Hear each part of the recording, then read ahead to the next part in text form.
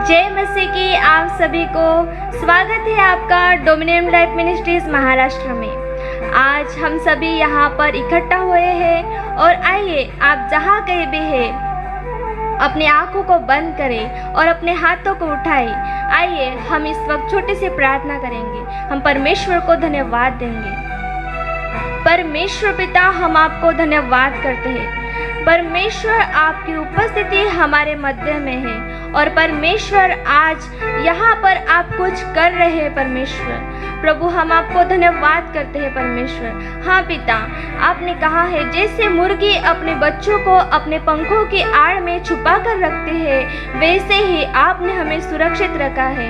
परमेश्वर, हम आपको धन्यवाद करते हैं पिता। सारा आदर महिमा हम आपको देते हैं और इस छोटी सी प्रार्थना को यीशु मसीह के नाम से अर्पण करते हैं। आमीन, हालेलुया।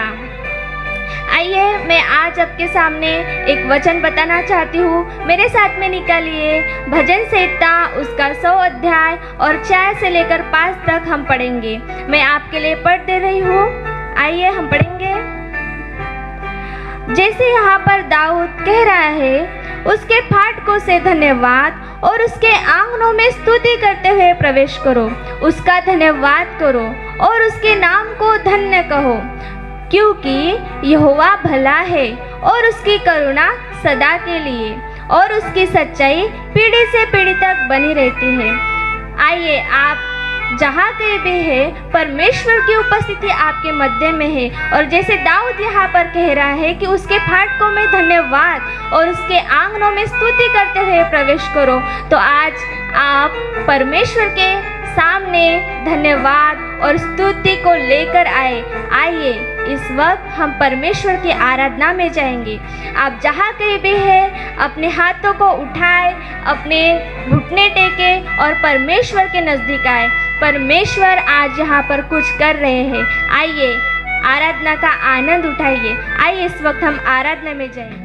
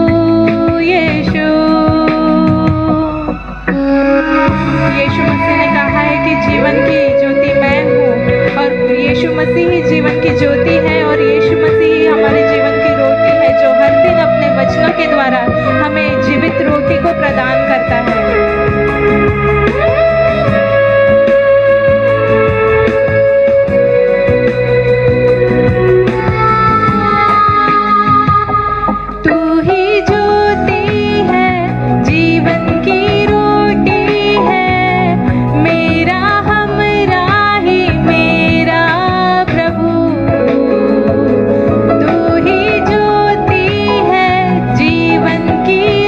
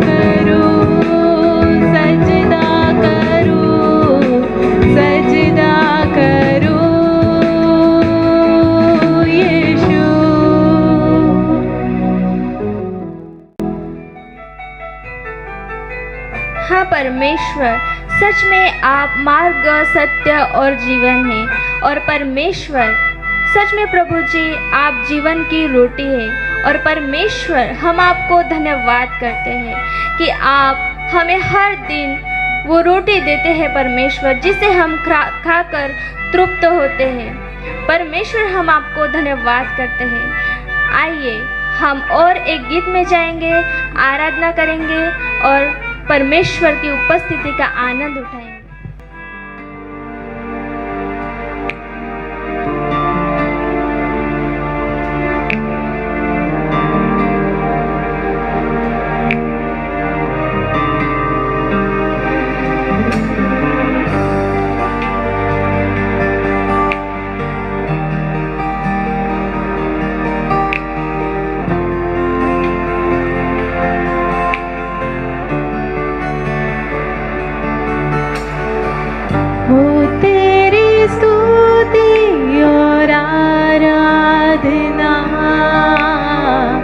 करता हूँ मैं तुझसे ये प्रार्थना,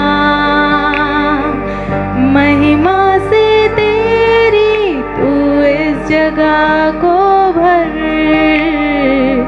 जो भी तू चाहे तू यहाँ पर कर।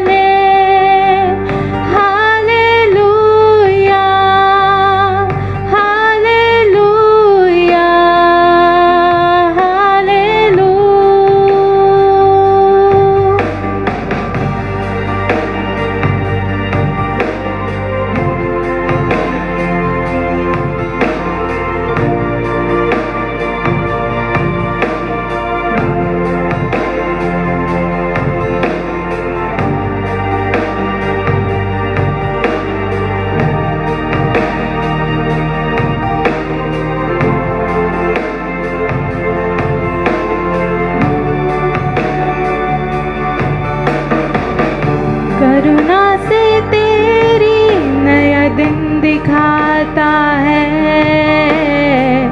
ढाल बनकर मेरी मुझे बचाता है। जब मैं पुकारूं तू दौड़ आता है,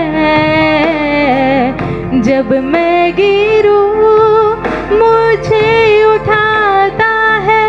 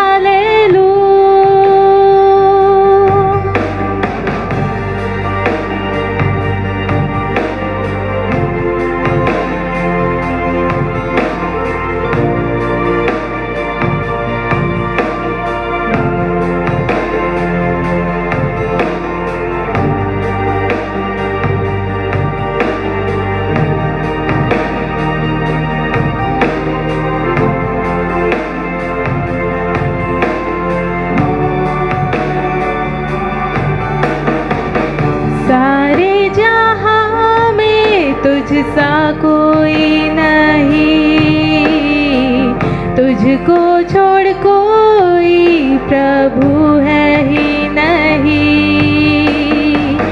घुटने में टेकू बस तेरे सामने,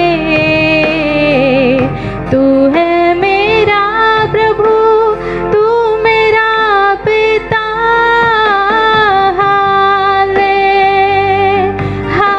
हालेलुया, हालेलुया,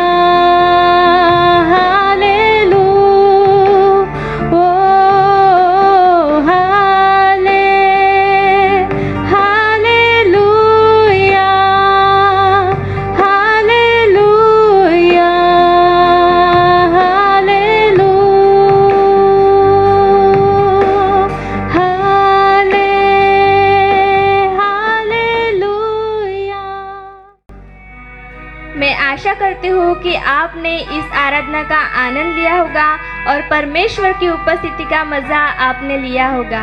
आइए इस वक्त हम वचन में जाएंगे और मैं स्वागत करती हूँ अपने पास्टर जी का और वे वचन में हमारी अगुवाई करेंगे। सभी को जय मसीह की। मैं आशा करता हूँ कि आप लोगों ने आराधना का आनंद लिया होगा और ये समय है दान और दशमांशों को इकट्ठा करने का। परमेश्वर का वचन पुराने नियम में और नए नियम में दान और दशमांशों के विषय में बात करता है। पुराना नियम हमें बताता है जब कोई व्यक्ति उस वेदी के पास आए तो वह एक मेमने के रूप में अपना बलिदान याजक के निकट लाया करता था और वेदी की ज्वालाएं उस मेमने को राख कर देती थी। वो सुगंध जब स्वर्ग की ओर पहुंचता था, परमेश्वर वो सुगंध पाकर हर्षित हो जाता था और वो व्यक्ति आशीष प्राप्त करता था। नया नियम भी यही बात करता है कि परमेश्वर अपने लोगों को आशीष देता है। हालेलुया। तो मैं आशा करता हूँ कि आपने अपना दान और दशमांश परमेश्वर के दान पात्र में इकट्ठा किया होगा। तो let's dive into the word of God. आज का हमारा विषय है परमेश्वर अपने लोगों का चुनाव करता है। और जब कभी भी हम बुलाहट के विषय में बात करते हैं, चाहे पुराना नियम हो चाहे नया नियम हो, हमें याद आता है अब्राहम के बारे में, हमें याद आता है पौलुस के बारे में। और नए नियम में हम देखते हैं एक ऐसे व्यक्ति के विषय में जिसने असामान्य काम किया। उसने बहुत अधिक प्रदेशों में सुसमाचार की सेवकाई फैला दी। उसने कई कलीसियाओं की स्थापना की। वह एक उपदेशक ही नहीं परंतु वह एक प्रेरित भी था। और हाँ, वे यीशु मसीह के 12 चेलों में उनकी जगह नहीं थी, लेकिन फिर भी उन्होंने बहुत अधिक कार्य किया परमेश्वर की सेवकाई में। और आप ये अनुमान लगा चुके होंगे और व्यक्ति कोई नहीं, वह व्यक्ति संत पौलुस थे। तो मैं सबसे पहले आज बात करूंगा इस व्यक्ति के विषय में जो यहूदियों का यहूदी था, जो फरीसियों का फरीसी था। और यहूदी पंथ में जो कोई होते थे उन लोगों को 5 किताबें जो थी, बाइबल की जो आरंभ की 5 किताबें जो थी, उसको मुखपाठ करना बहुत ही ज़रूरी था और उसके विषय में संदर्भ में भी ज्ञान प्राप्त करना आवश्यक था। इन लोगों को 5 किताबों का मुखपाठ करना आवश्यक तो था ही, परंतु इसके संदर्भ के विषय में भी ज्ञान होना जरूरी था। और ये व्यक्ति ऐसा है, संत पौलुस, इसके बहुत ही उत्तम शिक्षक थे। इसने ये ज्ञान गमलीएल नामक शिक्षक से प्राप्त किया था। उनके द्वारा उन्होंने बाइबल की शुरू की 5 किताबों के विषय में मुखपाठ कर लिया, हर एक संदर्भ को बारीकी से समझा। तो ये तो थे यहूदी के यहूदी और फरीसियों के फरीसी। और यदि संत पौलुस यहूदियों के बीच में सेवा करते तो वह कोई लोगों के उनके असमंजस को, उनके सवालों का वो यूं ही सामना कर देते। पर आज का विषय हमारा वही तो है, आज का विषय यही तो है कि परमेश्वर अपने लोगों का चुनाव करता है। 2 बातें हैं, लोग परमेश्वर का चुनाव करते हैं और परमेश्वर लोगों का चुनाव करते हैं। इनमें काफ़ी अंतर है। जब कभी लोग परमेश्वर का चुनाव करते हैं, वह अपने प्रतिभाओं पर निर्भर रहते हैं। वह देखते हैं कि मैं एक उत्तम बोलने वाला व्यक्ति हूँ, तो हाँ, मैं उपदेशक ही रहकर परमेश्वर की सेवा करूँगा। वह देखते हैं कि हाँ, मुझे इस व्यक्तिगत इन विषयों पर मुझे ज्ञान है, तो उस विषयों पर आधार होकर वे परमेश्वर का सुसमाचार प्रचार करते हैं। पर खैर, हम देखते पौलुस के विषय में, पौलुस की तो यहूदी पंथ में 5 किताबों का ज्ञान था, पर उसने उसे मुखपाठ तो कर लिया था और उसके संदर्भ में भी ज्ञान हासिल कर लिया था। Best of best teacher Gamaliel से। लेकिन फिर भी जब इसका सामना जब यीशु मसीह से आमने सामने हुआ, तो बाइबल ये बताती है कि जब हनन्याह भविष्यवक्ता ने उसके आंखों के ऊपर जब प्रार्थना की, जब उसे आमना सामना जब यीशु से हुआ और जो उसे दिखाई नहीं दे रहा था, जब उसकी आंखों से छिलका हट गया, जब उसकी आत्मिक आंखें खुल गई, उसने बपतिस्मा लिया और उसने प्रभु भोज को लिया, वह अब यहूदी अपनी ऊपर निर्भर नहीं था, वह अपने ज्ञान के ऊपर निर्भर नहीं था। यदि पौलुस चाहे तो वो सेवकाई यहूदियों के बीच में कर सकता था, अपने लोगों में, क्योंकि वो यहूदियों के विषय में तो उसे सारा ज्ञान पता था, वह संस्कृति उसे पता थी, उन लोगों की बोली चाली उसे पता थी। पर ऐसा तो कभी नहीं हुआ। बाइबल ये बताती है उसने यीशु मसीह के चेलों के साथ समय बिताया और ज्ञान को अर्जित किया। कई बार अक्सर लोग ये सोचते हैं कि भाई मुझे इस विषय का ज्ञान है तो मैं इसी मास्टरी का मैं परमेश्वर के राज्य के लिए इस्तेमाल करूं। लेकिन आज का हमारा विषय यही तो है कि परमेश्वर अपने लोगों को चुनता है। तो परमेश्वर को चुनना और लोगों को चुनना, इनमें काफ़ी अंतर है। तो ब्रदर एंड सिस्टर, आप इस विषय पर पकड़े रहे और सीखे रहे, आप लगातार इसे सुनते रहे। मैं आपसे आज कुछ मूलभूत बातों के विषय में बातें करने वाला हूँ। शायद कई बार आप लोग सोचते होंगे भाई मेरी पढ़ाई ये है और मुझ में ये स्किल्स है तो इसका इस्तेमाल मैं परमेश्वर की करूं। लेकिन पौलुस के बारे में क्या? पौलुस को तो अपने इन सारे स्किल्स को वही छोड़ना पड़ा, क्योंकि पौलुस ही ऐसा एक व्यक्ति है जिसका इस्तेमाल परमेश्वर ने अरेबियंस लोगों में किया। अरेबियंस लोगों में, जहाँ रेगिस्तान है, ऐसे एरिया में जाकर पौलुस ने अपनी सेवकाई को किया। मतलब जो कुछ उसने ज्ञान जो गमलियल से हासिल किया था, वो ज्ञान उसे अपनी जेब में रखना पड़ा। तो परमेश्वर ने आखिर ऐसा क्यों किया होगा? और मैं जो वचन को पढ़ रहा था और इस पर ध्यान कर रहा था कि आखिर परमेश्वर ऐसा क्यों करते हैं। तो मेरे साथ आप जा सकते वचन में, गलातियों की किताब उसका 1 अध्याय 17 पद। हालेलुया।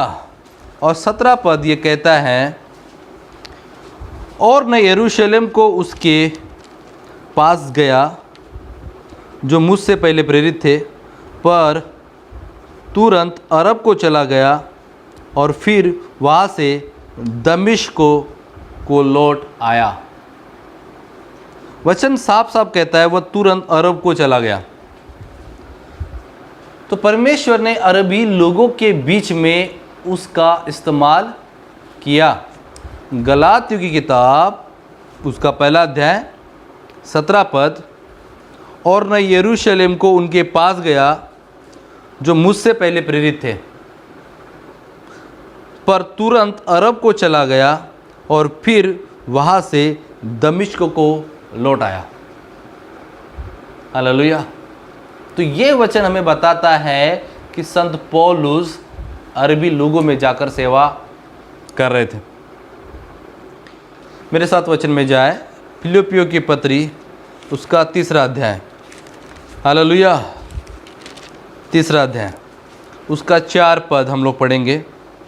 पर मैं तो शरीर पर भी भरोसा रख सकता हूँ, यदि किसी और को शरीर पर भरोसा करने का विचार हो तो मैं उससे भी बढ़कर रख सकता हूँ। पौलुस ऐसा क्यों कहता है कि मैं शरीर पर भी भरोसा रख सकता हूँ? लेकिन यदि किसी और को शरीर पर भरोसा करने का विचार हो तो मैं उससे भी बढ़कर रख सकता हूँ। तो पौलुस शरीरक्ति के बारे में बात कर रहा है, पौलुस शरीर के विषय में बात कर रहा है, शारीरिकता के विषय में बात कर रहा है। वो कह रहा है यदि मैं अपने ज्ञान पर निर्भर रहूँ, यदि मैं अपने समझ पर निर्भर रहूँ, या जो स्किल्स मुझ में उस पर यदि मैं निर्भर रहूँ, तो ये मूर्ख की बात है। क्योंकि पौलुस ने अपने जीवन में इस बात को समझा था। उन्हें पता था कि परमेश्वर के राज्य की सेवा करना मतलब शरीर पर निर्भर रहना तो कदापि नहीं है। ये तो आत्मा पर निर्भर रहने की बात है। हालेलुया। सेवकाई का मूल्य वही लोग चुका सकते हैं जो आत्मा पर निर्भर रहना जानते हैं। इसलिए बार बार मैं आप लोगों को याद दिला रहा हूं, आज का हमारा विषय है कि परमेश्वर अपने लोगों को चुनते हैं। तो इसमें काफ़ी अंतर है कि हमारा परमेश्वर को चुनना और परमेश्वर का हमें चुनना। जब परमेश्वर हमें चुनते हैं, हम अपने प्रतिभाओं पर निर्भर नहीं रहते, हम अपने वरदानों पर निर्भर नहीं रहते। हालेलुया। बोले यीशु मसीह की जय। तो पौलुस इस व्यक्ति के विषय में देख रहे, फिलिप्पियों की पत्री 3 अध्याय 4 पद। आइए उसके 8 पद में भी हम लोग जाएं। 8 पद कहता है, वरन मैंने अपने प्रभु यीशु मसीह की पहचान की उत्तमता के कारण सब बातों को हानि समझता हूँ। तो पौलुस यीशु मसीह के कारण सब बातों को क्या समझता है? हानि। जिसके कारण मैंने सब वस्तुओं की हानि उठाई और उन्हें कूड़ा समझता हूँ। देखिए, पौलुस इस प्रकार का प्रेरित है कि अपने प्रतिभाओं को, अपने ज्ञान को वो कूड़ा समझता है, जिससे मैं मसीह को प्राप्त करूं। हालेलुया। ये वचन हमें ये सिखाता है कि परमेश्वर के ज्ञान पर निर्भर रहने के विषय में। असल में कई लोग अपनी ज़िंदगी जीते वक्त अपनी समझ, अपनी बुद्धि का सहारा लेते हैं, और इसीलिए तो नीति वचन में भी ये कहा गया है कि तू अपनी समझ का सहारा न लेना, संपूर्ण मन से यहोवा पर भरोसा रखना, तब वह तेरे लिए सीधा मार्ग निकालेगा। कितना अद्भुत ये परमेश्वर है जो ज्ञानियों का ज्ञानी है। इसे ऐसे लोगों में भेजा गया है, अरेबियंस लोगों में जो रेगिस्तान में रहते हैं, ऐसे लोगों में, अज्ञानी लोगों में। और पौलुस को अपने ज्ञान के स्तर से अज्ञानी के स्तर पर आना पड़ा, और उस स्तर पर आकर उन लोगों को वचन का प्रचार करना पड़ा, सुसमाचार का प्रचार करना पड़ा। यिर्मयाह की पत्री उसका 2 अध्याय 6 पद। हालेलुया। कि परमेश्वर जिन लोगों का इस्तेमाल करता है अपने सेवकाई के लिए, उन लोगों को ऐसे रास्ते से ले जाता है ताकि वह अपने ज्ञान पर कभी भी घमंड ना करे। वो क्या है? वह रास्ता कैसा है? यिर्मयाह उसकी पत्री उसका 2 अध्याय 6 पद ये बताता है कि उन्होंने इतना भी न कहा जो हमें मिस्र देश से निकाल ले आया, जो हमें जंगल में से और रेत और गड्ढों में से भरे हुए निर्जल और घोर अंधकार के देश से, जिसमें होकर कोई नहीं चलता और जिसमें कोई मनुष्य नहीं रहता, हमें निकाल ले आया। तो परमेश्वर ने मिस्र को ऐसे प्रदेश से निकाल ले आया। यिर्मयाह की पत्री 2 अध्याय 6 पद हमें बताता है कि कैसे परमेश्वर अपने लोगों का इस्तेमाल करता है, और कैसे उनकी जो वीकनेस होती है या उनकी जो कमजोरियाँ होती है, जो खुद पर निर्भर रहने की या शरीर के आदी होने की, परमेश्वर उनकी शारीरिकता को कैसे दूर कर देता है। वचन में अभी हमने पढ़ा है यिर्मयाह 2 अध्याय उसका 6 पद में, ऐसी जगह से ले जाता है जहाँ कोई मनुष्य नहीं रहता। वो जंगल में से ले जाता है, वो रेगिस्तान में लेके जाता है। ऐसे जगह पर परमेश्वर अपने लोगों का इस्तेमाल करता है ताकि उनके जीवन में जो बातें सेवकाई के लिए रुकावट हो सकती है उसको वो काट और छाट कर सके। पौलुस सुसमाचार की सेवकाई करता था, और परमेश्वर ये चाहते हैं, इस वचनों से खुलासा करते इन बातों का 1 कुरिन्थियों उसका 2 अध्याय और 4 पद। वचन कहता है, और मेरे वचन और मेरे प्रचार में ज्ञान की लुभावली वाले बातें नहीं थी, परंतु आत्मा और सामर्थ का प्रमाण था। हालेलुया। और मेरे वचन और मेरे प्रचार के ज्ञान में लुभावली वाले बातें नहीं थी, परंतु आत्मा और सामर्थ्य का प्रमाण था।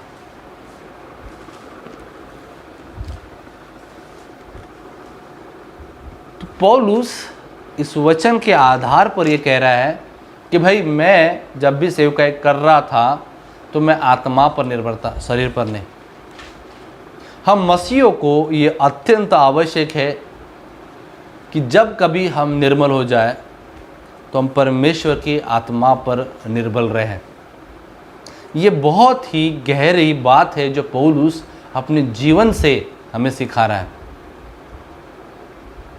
वो तो सीख चुका है, पर साथ ही साथ इस पद से ये बहुत ही गहरी बात है जो हम सीख सके कि पौलुस कहता है कि मैं अपने ज्ञान की लुभावने वाले बातों पर निर्भर नहीं था, आत्मा के प्रमाण पर निर्भर रहना। आत्मा क्या कहता है?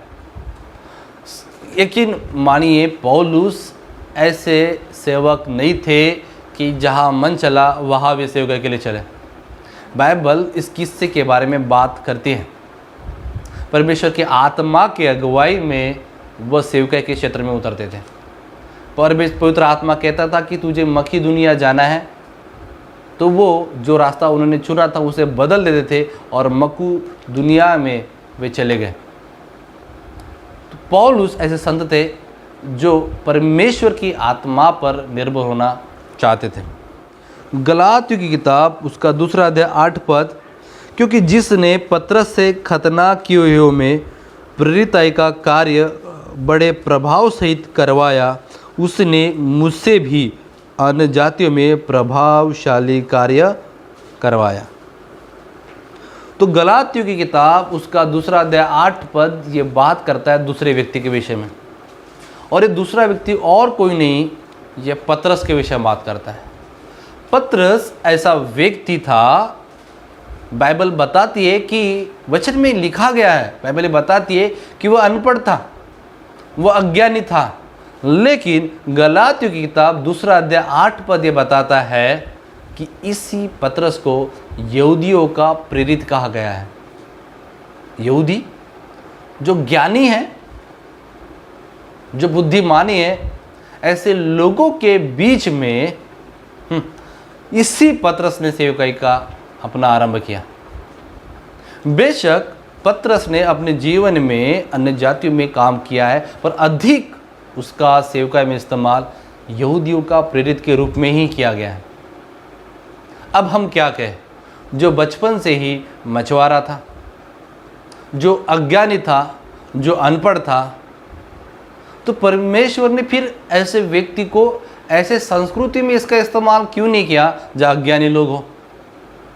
पर हम शुरू से लेकर अब तो यही तो बात सीख रहे हैं कि परमेश्वर आपके प्रतिभा के अनुसार इस्तेमाल नहीं करता। परमेश्वर कई बार अपनी सेवकाई में ये सिखाता है कि आत्मा पर निर्भर रहना। हालेलुया। अब यहाँ परमेश्वर परखता भी है अपने लोगों को। हमें प्रेरित से और पतरस से ये बात सीखने को मिलती है।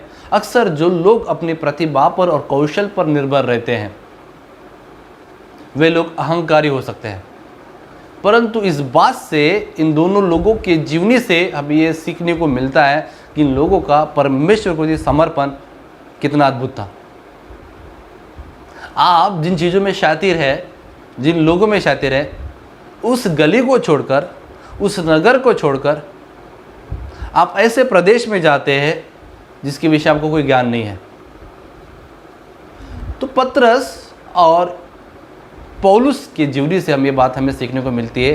क्या आप और मैं ऐसे जगह रहना चाहते हैं जो बहुत ही कंफर्ट हो हमारे लिए? पर परमेश्वर कहते हैं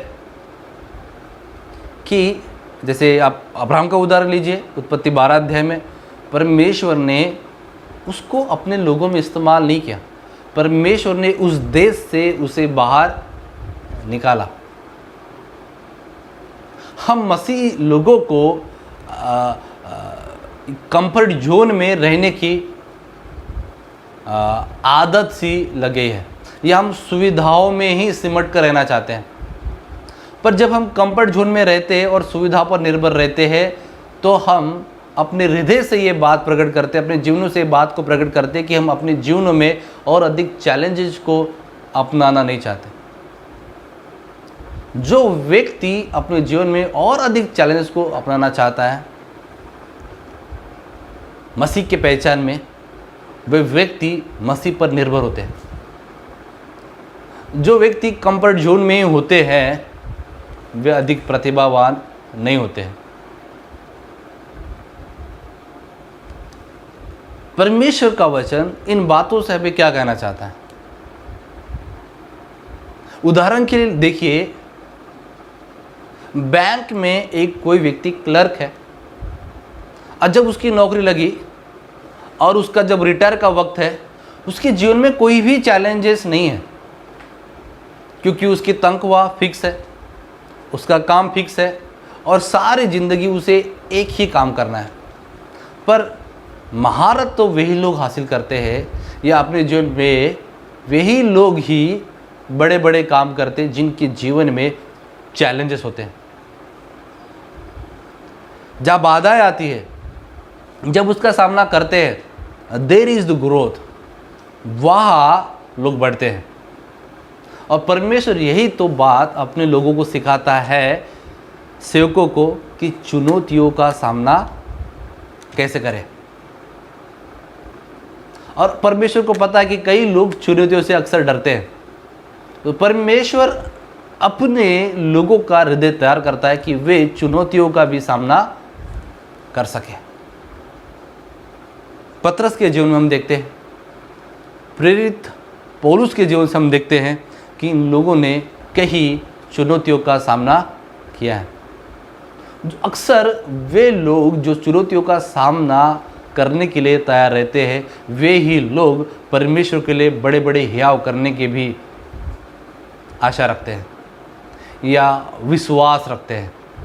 बुलंद विश्वास, बुलंद आशा प्रेरित पौलुस और पतरस के जीवन में हमें दिखाई देती है। यशाया 40 अध्याय उसका 29 पद। हालेलुया। मुझे एक वचन याद आता है, किसी को रथों का, किसी को घोड़ों का, है ना, परंतु हम अपना घमंड किस पर रखते हैं? यहोवा पर ही रखते हैं। यशाया उसका 40 अध्याय और उसका 29 पद हमें बताता है कि वह थके हुए को बल देता है और शक्तिहीन को बहुत सामर्थ्य देता है। वह थके हुए को बल देता है, वह शक्तिहीन को बहुत सामर्थ्य देता है। वचन हमें साफ साफ बताता है, पौलुस कहता है, जब मैं निर्बल हो जाता हूँ और अधिक सशक्त हो जाता हूँ। हालेलुया। जब मैं और अधिक निर्बल हो जाता हूँ, मैं और अधिक सशक्त होता हूँ, this is the moment apostle Paul said about the weakness. यही वो क्षण है कि प्रेरित पौलुस अपनी निर्बलता के विषय में बात कर रहा है। जब वो थक जाता है, जब वो कमज़ोर हो जाता है, वो परमेश्वर के द्वारा सामर्थ्य को प्राप्त करता है। यशाया 40 अध्याय 29 पद ये कहता है कि वो थके हुए को बल देता है। आप में से कई लोग तो थकना ही नहीं चाहते हैं, आप में से कई लोग तो आगे बढ़ना ही नहीं चाहते हैं। वे लोग कंफर्ट जोन में ही रहना अधिक पसंद करते हैं। पर वचन कहता है कि परमेश्वर थके हुए को बल देता है। मुझे हमारे परमेश्वर प्रभु यीशु मसीह की जीवनी याद आ रही है कि जब शैतान उस जंगल में उनकी परीक्षा लेता है।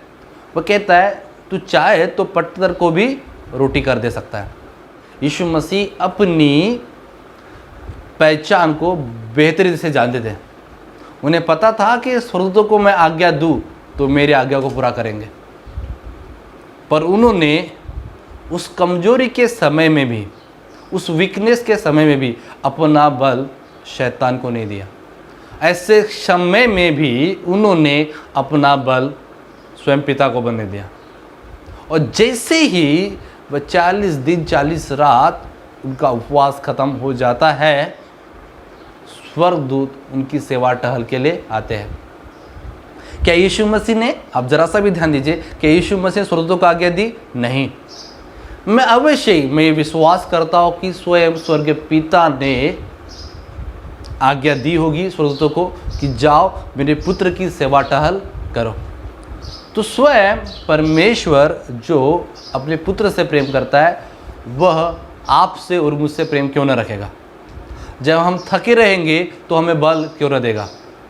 लेकिन अक्सर कई लोग रोते रहते हैं, अक्सर कई लोग कुड़कुड़ाते रहते हैं, और वो ऐसे समय में परमेश्वर से बल प्राप्त करने के बजाय अपना जो बचा खुचा जो बल है वह शैतान के हाथों में देते हैं। मिस्त्रियों के समय में देखिए कैसे उन्होंने अपनी कमजोरी के समय में परमेश्वर को अपना बल नहीं बनाया, परंतु वो रोने लग गए और कुड़कुड़ाने लगे। और यही तो शारीरिकता है। और इसी शारीरिकता को परमेश्वर ने उनको जंगलों में से ले जाकर, रेगिस्तानों में से लेकर जाकर उन चीज़ों को उन्होंने क्या किया? बाहर निकाला। बाइबल ये भी बताती है कि परमेश्वर जिससे प्रेम करता है उसकी ताड़ना भी करता है। परमेश्वर ऐसे जगह से आपको जरूर लेकर जाएंगे। यदि आप ये समझ रहे कि मसीहत बस विश्राम करने के विषय में है तो आप चूक रहे हैं। मसीहत केवल विश्राम करने के विषय में नहीं है, मसीहत सेवा करने के विषय में भी है, मसीहत त्याग करने के विषय में भी है, मसीहत दूसरों की सहायता करने के विषय में भी है। क्या आप खुद के लिए ही जी रहे हैं या आप परमेश्वर की आज्ञा पालन, जैसे कहते हैं कि तुम एक दूसरे की सहायता करना, सुसमाचार सुनाना, तो आप क्या खुद के लिए जी रहे हैं या परमेश्वर की आज्ञाओं के लिए जी रहे हैं? आपने अपना जीवन क्या वाकई परमेश्वर के हाथों में कर दिया है? Look at Paul, look at पतरस।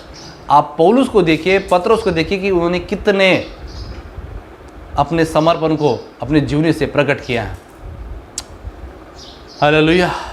और यहाँ मैं और एक बात कह के आज के संदेश को समाप्त करना चाहूँगा कि आपने क्या उन दो लोगों के विषय में कहानी को सुना है? एक जो लंगड़ा था और एक व्यक्ति जो अंधा था, और दोनों की आपस में दोस्ती थी, लंगड़ा और अंधा। और वह अंधा व्यक्ति रास्ता पार नहीं कर सकता था, लेकिन वह लंगड़ा व्यक्ति जो उसके साथ में रहता था वह उसको बताता था कि आगे क्या बाधा है और कहाँ रास्ता है और कहाँ गड्ढा है। और हमेशा वह लंगड़ा जो था वह उस अंधे को क्या करता था? बल देता था।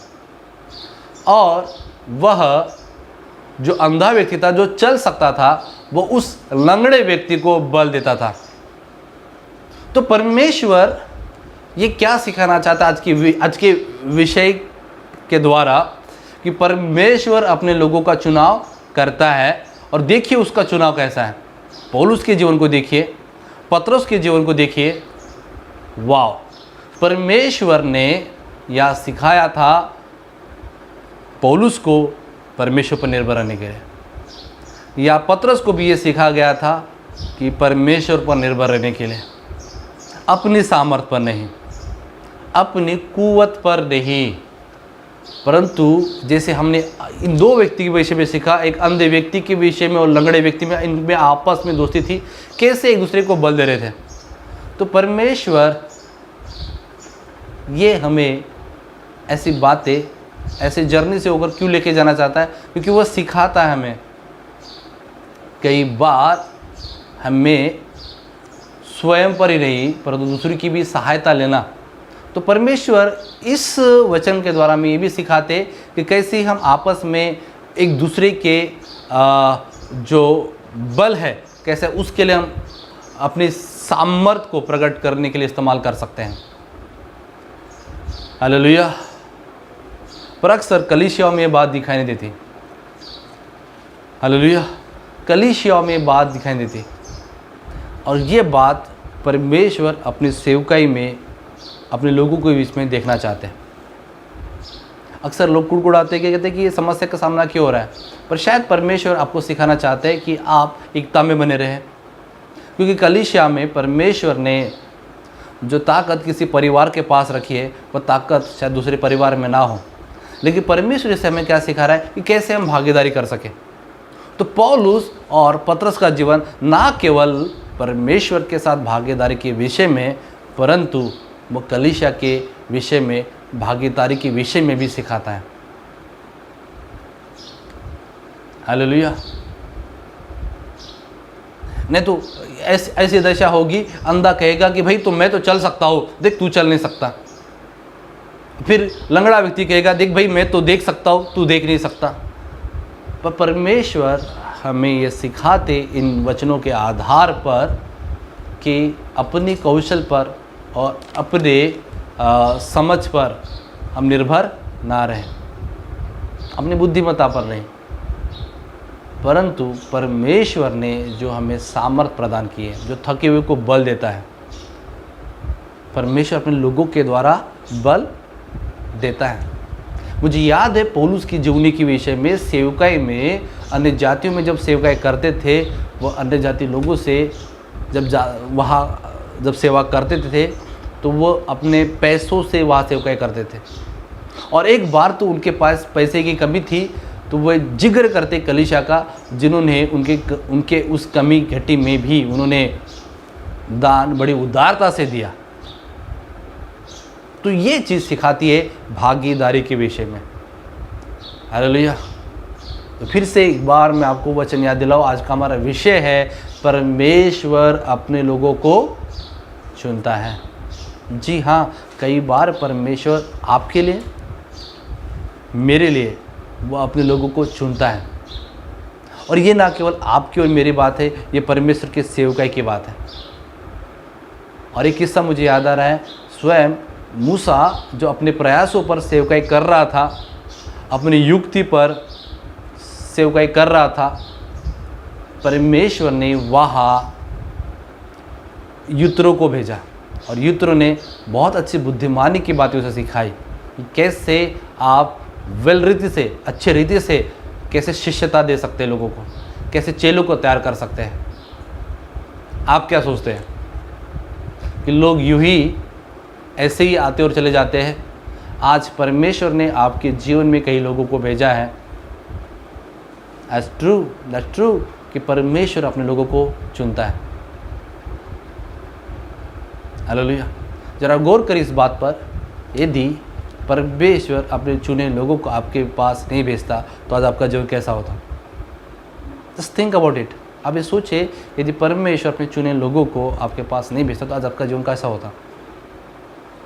Hallelujah, hallelujah.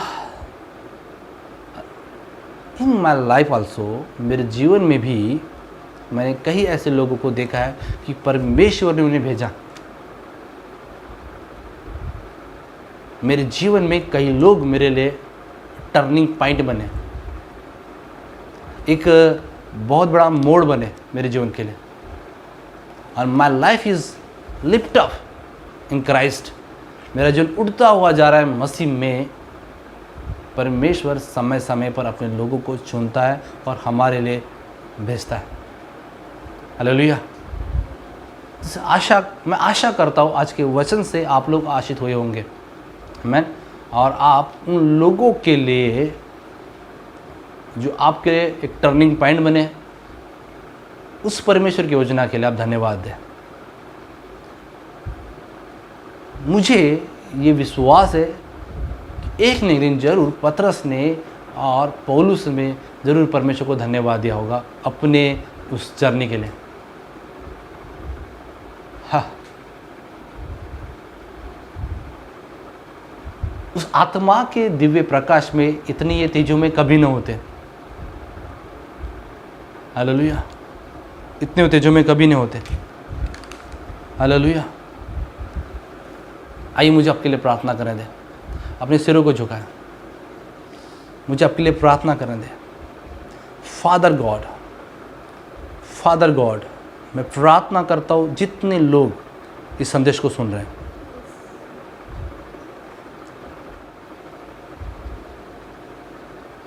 और जो आपको हृदय की गहराई से धन्यवाद दे रहे हैं, thank you daddy, you send your people in my life. आपने अपने लोगों को हमारे पास भेजा। हालेलुया, आपने अपने लोगों को हमारे पास भेजा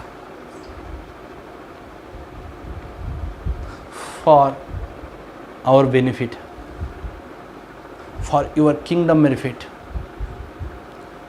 स्वर्ग पिता, इन लोगों को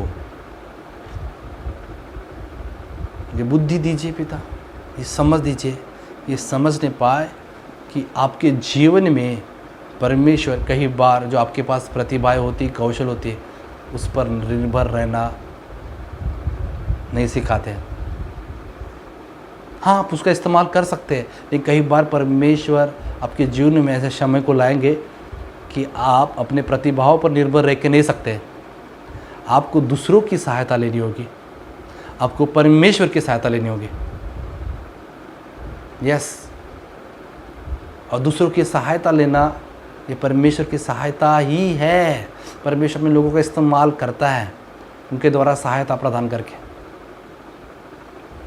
याद रखें, ये बात बपतिस्मा देने वाले यूहन्ना को समझ में आ गई थी, इसलिए कहता है तू बढ़े मैं घटूं। वो कहता है तू बढ़े मैं घटूं। पिता, मेरी प्रार्थना है अपने उस अहम में, अपने उस स्वभाव में ये घटे, और प्रभु आप बढ़े। जो कुछ आप भलाई हमारे लिए करते हैं। यस प्रभु जी, थैंक यू। यशायाह 40 अध्याय में आपने जो कहा है कि आप थके हुए को बल देते हैं। थैंक यू डैडी कि आप हमेशा हमारे शरीर में बल देते हैं। थैंक यू डैडी, हर दिन हमें जीने के लिए सामर्थ्य देते हैं। हम कोटि कोटि धन्यवाद करते हैं। Thank you for those peoples, उन लोगों के लिए हम धन्यवाद करते हैं जो हमारे जीवन में आए और जिन्होंने एक नया टर्निंग पॉइंट हमारे जीवन में लाया।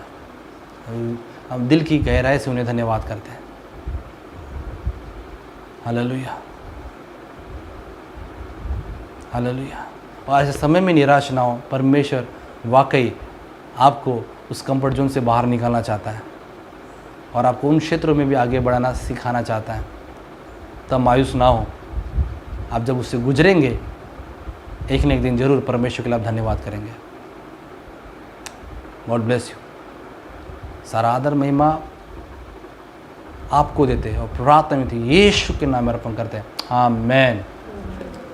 मैं आशा करता हूँ आज के संदेश के द्वारा आप आशीष हुए होंगे और परमेश्वर के हृदय को छुआ होगा। God bless you all.